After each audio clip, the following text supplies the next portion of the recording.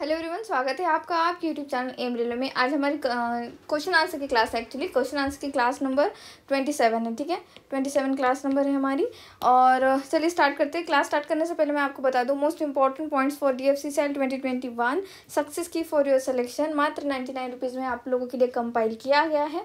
And बहुत बच्चे मुझे बोल रहे थे कि मैम आपका ना वॉइस में थोड़ा सा लग रहा है कि वॉइस कम है और लाउडली बोलिए एंड समथिंग। तो एक्चुअली क्या है ना, मैं मेरा जो न्यू आईपैड है उसके ऊपर रिकॉर्डिंग कर रही हूँ। ठीक है, कल का क्लास भी और आज का भी। तो मुझे थोड़ा सा यूज टू होने में टाइम लग रहा है। और मेरा माइक्रोफोन जो है, जो मैंने मोबाइल के लिए ऑर्डर किया था, वो इसको कंपैटिबल नहीं है। तो इसके लिए अलग से मुझे माइक्रोफोन ऑर्डर करना पड़ेगा और उसके लिए टाइम लग जाएगा। और इतना वेट मैं नहीं कर सकती, आपके एग्ज़ाम सर पे है, इसीलिए ना थोड़ा सा आप लोग प्लीज़ एडजस्ट कर लीजिए। और वॉइस थोड़ा सा अपना वॉल्यूम बढ़ा लेना फ़ोन का और सुन लेना। ठीक है, चलिए स्टार्ट करते हैं। फर्स्ट क्वेश्चन क्या कहता है, which of the following hockey player has been awarded the Biju Patnaik sports award by the government of Orissa. तो गवर्नमेंट ऑफ उड़ीसा ने बीजू पटनायक स्पोर्ट्स अवार्ड जो है वो दिया है अमित रोहिदास को। ठीक है, अमित रोहिदास जो है हॉकी प्लेयर है। और उड़ीसा में ना हॉकी का बहुत ही ज़्यादा क्रेज़ है। यहाँ के जो CM है नवीन पटनायक जी, ये खुद हॉकी को पसंद करते हैं। ठीक है, और वन मोर थिंग, हॉकी से मुझे याद आ गया, बीजू पटनायक नवीन पटनायक जी ने क्या किया है, अभी अभी इनॉग्रेट किया है बिरसा मुंडा हॉकी स्टेडियम। ठीक है, बिरसा मुंडा हॉकी स्टेडियम। और ये इंडिया का सबसे बड़ा हॉकी स्टेडियम बनने जा रहा है। ठीक है, इंडिया का सबसे बड़ा हॉकी स्टेडियम बनने जा रहा है। करीब 20,000 लोग इसमें जो है बैठ सकते हैं। मतलब इतने 20,000 लोगों का फैसिलिटीज़ इन लोगों ने प्रोवाइड की है। तो इंडिया का सबसे बड़ा हॉकी स्टेडियम कहाँ बनने जा रहा है, वो बनने जा रहा है उड़ीसा। ठीक है, उड़ीसा में बनने जा रहा है बिरसा मुंडा। सेकेंडली, अब हॉकी से ही मुझे याद आ गया कि भाई 2023, ठीक है, मेंस हॉकी वर्ल्ड कप जो है वो कहाँ पे होने जा रहा है, वो भी इंडिया में ही होने जा रहा है। और 2 स्टेडियम उसके लिए फाइनल किए गए हैं। एक ये जो नया वाला बनने जा रहा है बिरसा मुंडा स्टेडियम, और दूसरा कलिंगा स्टेडियम। ठीक है, जो भुवनेश्वर में है। तो आपको सारे पॉइंट्स याद रखने हैं। ठीक है, नेक्स्ट देखते हैं। नेक्स्ट क्वेश्चन क्या कहता है, Tamil Nadu governor Banwari Lal Purohit has been given the additional charge of governor of which of the following state. तो बनवारी लाल पुरोहित जी को एडिशनल चार्ज दिया गया है पंजाब स्टेट का। ठीक है, पंजाब स्टेट का। एक्चुअली ये बहुत दिनों से तमिलनाडु के गवर्नर है और आप लोगों को डरने की ज़रूरत नहीं है। आपके एग्जाम में अगर गवर्नर अभी हाल फिलहाल चेंज हो रहे हैं, CM चेंज हो रहे हैं, अभी जैसे गुजरात में गुजरात के जो CM है उन्होंने इस्तीफा दे दिया, तो आपको डरने की ज़रूरत नहीं है। आपको इतना पूछेगा नहीं, गारंटेड आपको सिर्फ और सिर्फ अगस्त तक का पूछा जाएगा। और उतना डेटा हमने ऑलरेडी प्रोवाइड कर दिया है। बस इतना ज़्यादा डेटा है आपके पास कि बस लाइक कि आपको पढ़ने के लिए मुझे लगता है कि उसको क्या कहेंगे, उसको बहुत उसका ज़्यादा से ज़्यादा रिवीजन करोगे ना तो उतना ज़्यादा आपको मार्क्स मिलेगा, क्योंकि बहुत ज़्यादा डेटा हमने कंपाइल किया है इकट्ठा उतने कम छोटे से पेज में। ठीक है, मतलब छोटे से बुक में। और एक बात मुझे बहुत ही अजीब सी लगती है आप स्टूडेंट्स की, कि आप लोग क्या कहते हो कि मैम आपने जो बुक बनाया है, ठीक है, जो भी बुक बनाया है वो कितने पेजेस का बनाया है। मतलब आप राइटर से पूछते हो कि भाई बुक कितने पेजेस का लिखोगे तुम, उस हिसाब से हम पढ़ेंगे। ये तो गलत बात है ना। आपको ये हिसाब से पढ़ना चाहिए कि हमारी कितनी इन्फॉर्मेशन इकट्ठा हो रही है, कितना हमको उस बुक से मार्क्स मिल सकता है। ठीक है, हालांकि मैंने टोक्यो ओलंपिक इतना लाइक शॉर्ट में लिखा है। सारी क्रस्ट जो होती है ना दूध पर के मलाई, वो सिर्फ और सिर्फ वहाँ पे दिए। वरना मैं तो चाहती थी कि पूरा टोक्यो का आपको एक हिस्ट्री के साथ पूरा स्टार्टिंग से बताऊँ, बट नहीं पॉसिबल हो पाया। क्योंकि मुझे जब मैंने बुक का अनाउंसमेंट किया था, मैंने हमेशा कोई भी बुक बनाने से पहले मैं अनाउंसमेंट कर देती हूँ कि राय ले लेती हूँ स्टूडेंट्स की। तो राय कैसी मिली मुझको कि मैम जितना हो सके उतना कम पेजेस में बनाना।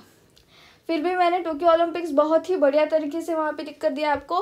टोक्यो ओलंपिक्स का जो हर एक पॉइंट है, जैसे कि ओलंपिक की फ्लेम का मतलब क्या है, ठीक है, उसका मोटो क्या है, ठीक, कब स्टार्ट हुआ था, कौन है मॉडर्न ओलंपिक के पिता, ये सारे पॉइंट्स मैंने बहुत बढ़िया तरीके से लिख के दिए हैं। ओलंपिक रिंग्स जो है उसका मतलब क्या है, कौन सा कलर का मतलब क्या है, सब कुछ दे रखा है आप लोगों को।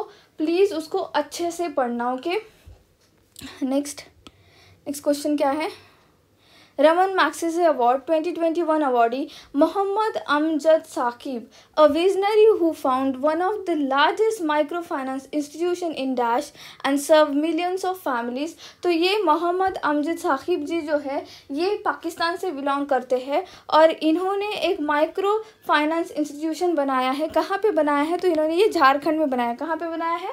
झारखंड में बनाया है, याद रखना है। रमन मैग्सेसे अवार्ड को एशिया का नोबेल कहा जाता है, याद रखना है, एशिया का नोबेल कहा जाता है रमन मैग्सेसे अवार्ड को। और ये कौन सी सरकार देती है, मतलब कौन से देश की सरकार देती है? तो ये फिलीपींस की सरकार देती है, ठीक है, फिलीपींस की सरकार देती है। Next, who has been appointed as the chairman of central board of direct taxes. तो CBDT के चेयरमैन किसको बनाए गए हैं? अध्यक्ष के रूप में किसको नियुक्त किया गया है? तो JB मोहपात्रा जी को नियुक्त किया गया है, ठीक है, ये नाम याद रख लेना है, JB मोहपात्रा, इंपॉर्टेंट है, CBDT के अध्यक्ष बनाए गए हैं। नेक्स्ट क्वेश्चन, इन विच स्पोर्टिंग इवेंट देवेंद्र झाझरिया, ठीक है, Devendra Jhajharia has claim silver medal for India in Paralympics 2020। तो देवेंद्र झाझरिया जी ने जेवलिन थ्रो में, ठीक है, जेवलिन थ्रो में इंडिया के लिए पैरालंपिक्स में सिल्वर मेडल जीता है, याद रखना है। हमने एक्चुअली पैरालंपिक्स में 19 मेडल जीते। कितने मेडल जीते हैं? 19 मेडल जीते हैं, जिसमें हमने 4 गोल्ड जीते हैं, 8 सिल्वर जीते और 7 ब्रोंज जीते हैं, ठीक है, ये याद रखना है आपको। अच्छा, मुझे एक बात बताना, मैंने आपको टोक्यो ओलंपिक के जो मेडल टैली है उसको याद करने के लिए एक फंडा बताया था, 1 2 4, 1 2 का 4। तो हमने 1 गोल्ड जीता है, 2 सिल्वर जीते हैं और 4 ब्रोंज जीते। कहाँ पे? टोक्यो ओलंपिक्स में, ठीक है, ये याद रखना है आपको। Next, recently who has become the first Indian female athlete to win 2 Paralympics medal। तो देखो ये अवनी लेखारा जी जो है इन्होंने ये कारनामा करके दिखाया है कि ये रिकॉर्ड बनाया है, इन्होंने पहली महिला है इंडिया की जिन्होंने 2 पैरालंपिक्स मेडल जीते हैं। ये शूटर है, इन्होंने 10 मीटर राइफल शूटिंग में गोल्ड जीता है और 50 मीटर में इन्होंने ब्रोंज जीता है। तो मैंने ये न्यूज़ पहले भी कवर कर दी थी, ठीक है, आई थिंक मैंने करंट अफेयर के क्लास में ये न्यूज़ कवर कर दी थी, ठीक है। Next question, okay, what are the total 19 medals won by India in the Tokyo Paralympics 2020 games. तो मैंने अभी जस्ट आपको बताया कि भाई हमने कितने मेडल जीते हैं, 4 गोल्ड 8 सिल्वर 7 ब्रोंज, ठीक है, 4 gold 8 silver 7 bronze. Next, who has become the first IAS officer of the country to win silver medal at Tokyo Paralympics। तो देखो IAS ऑफिसर, पहले इंडिया के IAS ऑफिसर जिन्होंने पैरालंपिक्स में सिल्वर मेडल जीता है वो है सुहास एलवाई जी, ठीक है, कौन? सुहास एलवाई जी, सुहास एलवाई जी, ठीक है, इन्होंने जो है यहाँ पे ये मेडल जीता है, आपको याद रखना है इनका नाम, ठीक है। ये बैडमिंटन प्लेयर है एक्चुअली ये, ठीक है, बैडमिंटन प्लेयर है ये, ठीक है। Next, who among the following has become the fastest batsman to score 23,000 runs in international cricket. तो 23,000 रन अदर दैन किसने जीता होगा? ये मुझे तो मतलब मुझे ना, मैं एक्चुअली क्रिकेट नहीं देखती हूँ, बट अगर कुछ क्वेश्चन बनता भी है और विराट कोहली ऑप्शन में आता तो मैं विराट कोहली लगा के आ जाती हूँ, भले उसको मैं निगेटिव चला जाए, मुझे पता है ये बंदा कर सकता है, विराट कोहली, ठीक है। जैसे कि नोवाक जोकोविच हर एक जो है ओपन जीत चुका है इस बार, मैंने आप लोगों को वो भी जो है प्रोवाइड किया है, तो वो लिस्ट एक्चुअली याद कर लेना। पता नहीं GFCCL को क्या इतना प्यार है टेनिस से, तो वो पूछ ही लेता है टेनिस के बारे में, तो वो पूरे जितने भी आपके विंबलडन ओपन है, फ्रेंच ओपन है, सारे जितने भी ऑस्ट्रेलियन ओपन है, US ओपन, सारा मैंने लिख कर दिया है, वुमन प्लेयर विनर भी और मेल प्लेयर विनर भी, तो वो भी आपको याद करना है, ठीक है।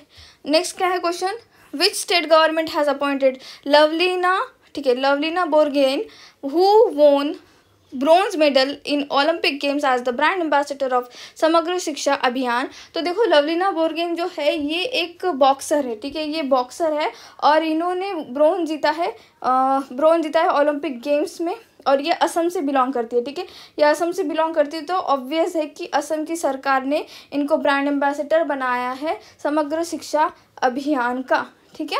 इस तरह से सारे हमारे क्वेश्चंस खत्म होते हैं। Thank you so much for watching, please subscribe my channel, share this video, like this video and please keep revising. Thank you.